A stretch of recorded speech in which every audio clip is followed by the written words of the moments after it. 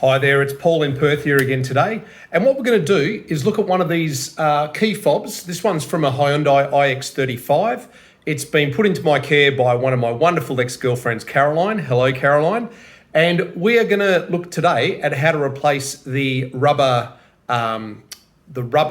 pad on that. And hopefully when we're finished, it's going to look like that. So let's have a look at how I turn the bottom looking thing into the top looking thing. The first thing you're going to need is the right tools. So I'm using one of these jeweler's screwdrivers, just with a really, really tiny flathead on it. And what you've got to do is you've got to get all of this old rubber pad out. So if you slip the flathead under there and just work your way around and just get all of that old, basically busted rubber out. I'm just working my way around the edge there. Get it all the way around, and hopefully I'll be able to pretty much peel it out, but we'll see how we go. All right, it's coming out in sections. It's all a bit busted up, but we'll keep going. All right.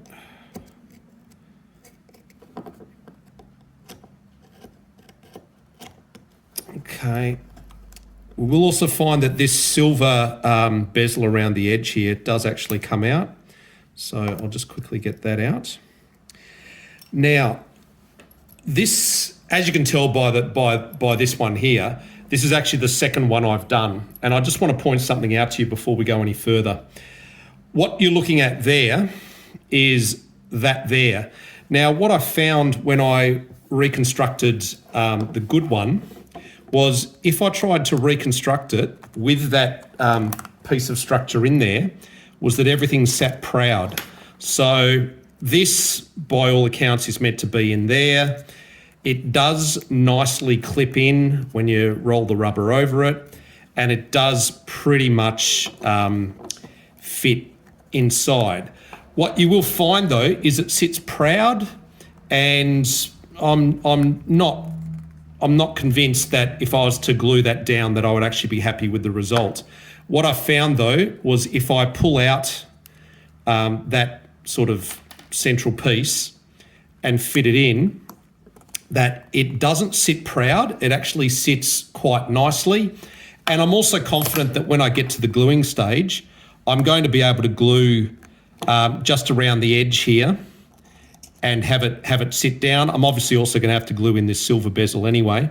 So look, if there's someone on here that does this professionally and wants to, express an opposite opinion, that's fine. In what I'm looking at now is that I actually think I'm going to be better off just throwing this piece away. So if we go to the one that I'm in the process of pulling apart, I could, if I wanted, clean up all of this piece here. But based on my experience with the first key fob, what I'm actually going to do is peel that whole section off. So by getting my flathead underneath there and just levering up, and just to show you on the back side, there are 6, I'll give you a good background, there you go. There are 6 posts that are holding it in. So you're going to need to pop 6 things. So 1, 2, I can feel that I've popped 2 of them. Oh no, I've got 3 of them, so I've got that whole edge up, and I'm going to have to pop the 3 on the other side.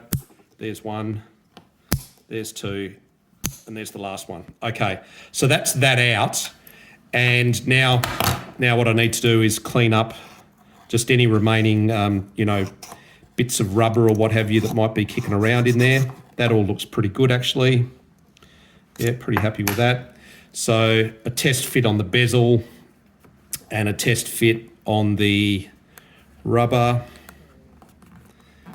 It's going to look like that. It's not sitting proud, so I am actually pretty happy with how that's turned out. So now just let me rearrange myself and we'll get ready to do the gluing part. So bearing in mind, I'm actually going to be not reusing those 2 little frame things there. So here we go. Got my trusty no-name brand super glue. So let's get this all ready for the gluing stage. So it'll be like that and that. Oh, hang on, I better put that in frame for you so you know what I'm talking about.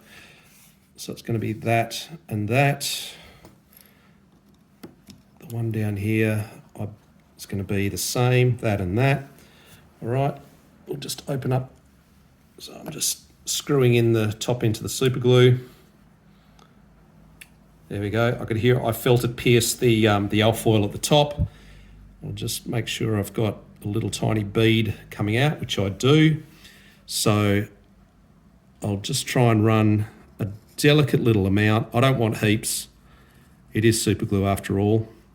So around where that silver bezel is going to be, but also into the base of where that rubber is going to be. That might be a little bit too much on the right there. We'll know soon enough. So I'll just gently pop that in. Yeah, and gently pop that in. And just putting down, pressing down with the tiniest amount of pressure. And I can feel that that is sitting flush. You can see there that it is flush. So I think all I need to do is leave that alone now. So that appears to be the right amount of glue to put on. So I'll try and do exactly the same job on this second one here.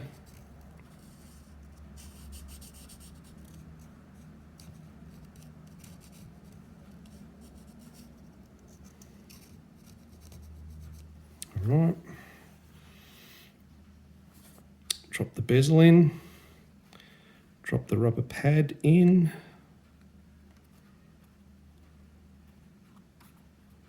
Okay, that one is also sitting flush and hasn't sort of vomited up any glue. So it's telling me I didn't put too much on, which is a bit of a rarity for me actually. And you can see that one is flush.